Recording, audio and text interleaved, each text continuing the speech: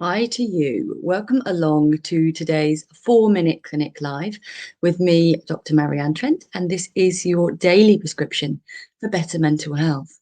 So, what impact does sport have on the mental health of a nation? This has clearly been prompted by the recent success of England in the Euros. But if you are not English, I can only apologise for the massive focus on England. So I think that it adds hope.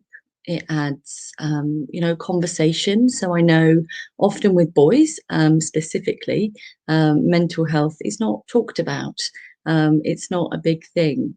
It's not seen as something that you would want to necessarily raise your hand and share with your friends. But what sport does is it potentially, certainly in non-COVID times, gets people together. Um, and when people are together, they're more likely to talk as well. So you might start talking about the football, but then in a quiet moment, you might start talking about something else instead. Um, but even in these socially distanced times, people might still be watching communally. They might be sort of on a WhatsApp group or, sitting in a garden watching together or a pub where that's possible. And so it does get people together. And like I said, where people are together, then people can help each other to heal and help each other to know that they're supported and they're validated and they're seen and that they're special and they definitely matter. It also gives you a shared focus and a common goal if you are indeed all supporting the same team. And apologies again if you are not English for the heavily English focus. Why does that matter? Because it gives you a sense of optimism, and it can also make you think about people who are not here who would have loved it. So I know that from my experiences of losing my dad, this is the first Euros since he died. And I can just picture how lit up he would be for how England are doing. He'd have absolutely loved that. Um, Football is not one of my passions, but it was one that my dad and my brother shared. So they would have been all over that.